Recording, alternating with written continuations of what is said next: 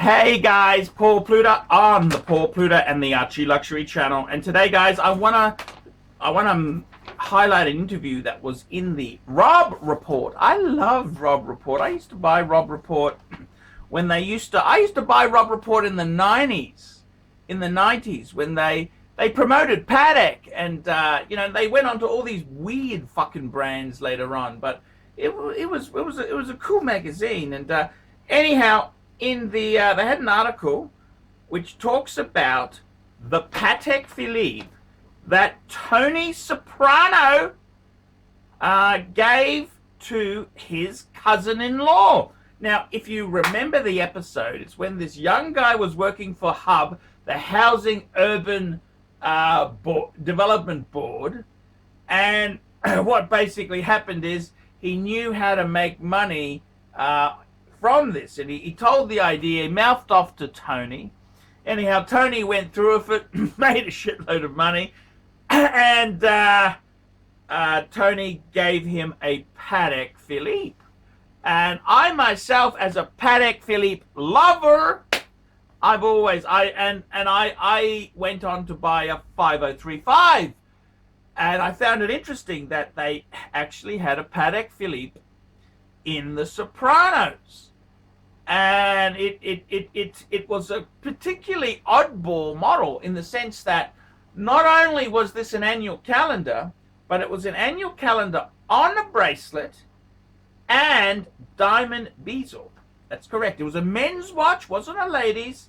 It was a 5037/1G, a white gold annual calendar on a bracelet with diamond bezel.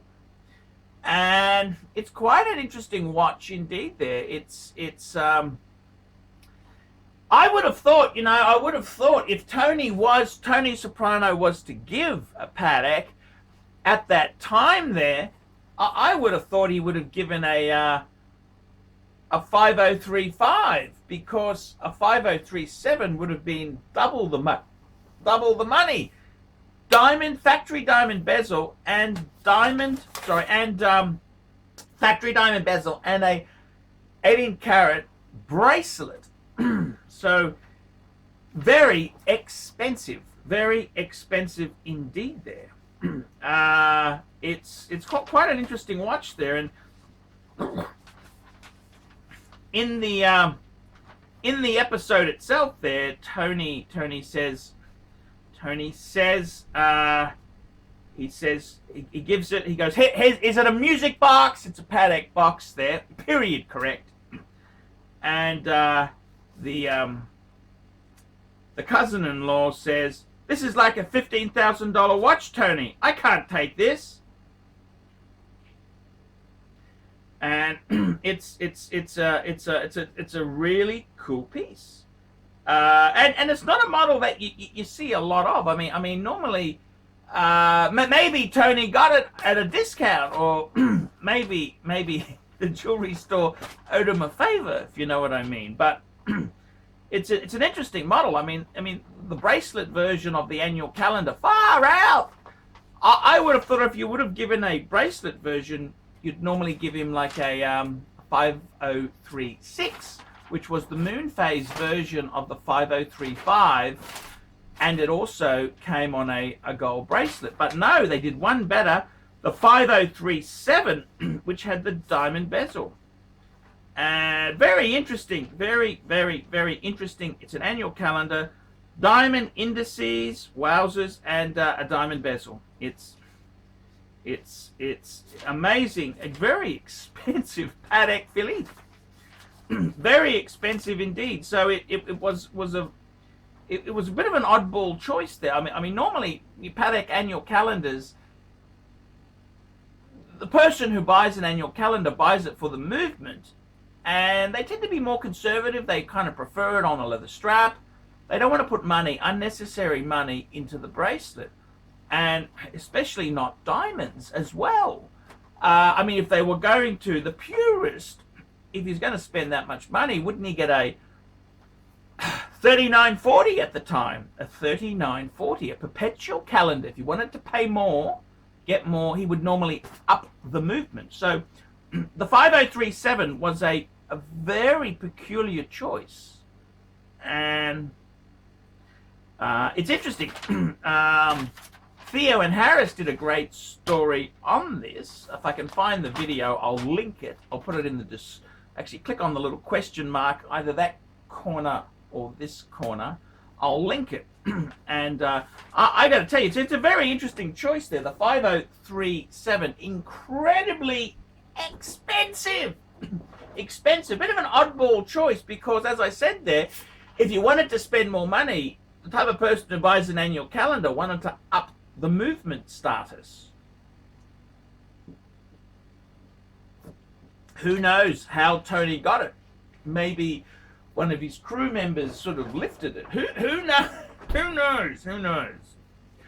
But it's a great story, and it made for interesting viewing. It took me a while. I couldn't work out what the fuck it was, but Theo and Harris cracked it. Christian at Theo and Harris, he really cracked it. So yeah, it's an interesting thing. So there was an article. I'll put the article down below. This was in Rob Report, and they also went on to say that Tony, James Gandolfino, he wore his date all the time on the show, and then in real life, of course, James Gandolfino had the Rolex Submariner, which was very terribly, it was stolen by one of the ambulance attendees when he had a heart attack and subsequently died in Italy. So that was a rather unfortunate incident. Very sad.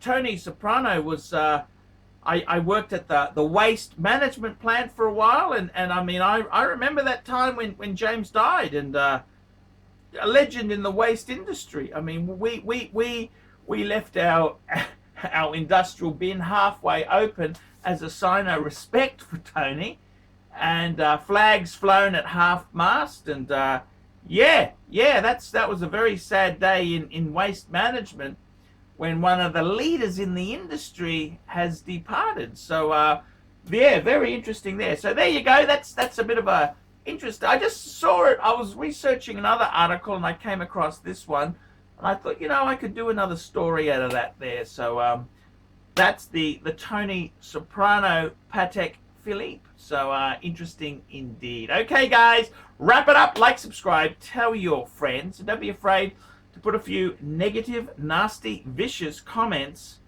down below. Hi guys, ArchieLuxury, and who do I recommend in America? In America, who do I recommend for quality pre-owned wristwatches? David SW, David SW, David SW. Go to davidsw.com. He is the best, the greatest pre-owned dealer in all of the United States of America. David SW, David SW, David SW.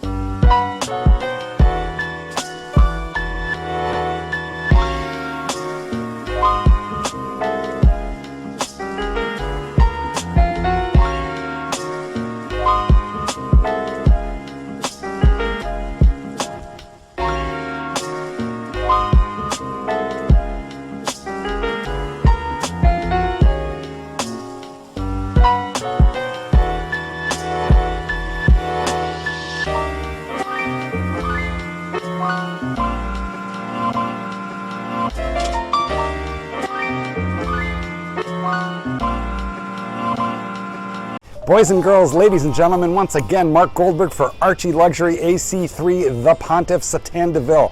I want to sincerely thank you for having sat through this video, because I know it was awful, but you know what? You do it for the greater good of humanity. Thank you so much. Now, a couple of quick pieces of homework. Now that you've watched this video, I would like you to hit thumbs up. If you must, hit thumbs down, but if you'd hit thumbs up, I would especially appreciate it. Go ahead and leave a really nasty comment and tell him how awful this content was, but most importantly of all, the entire reason that I am linking up with Archie Luxury in the first place. I am a published author. Let dogs be dogs. Available at bookstores, Amazon, and electronically somewhere near you. Remember, Archie Luxury. He's not just a figment of your imagination.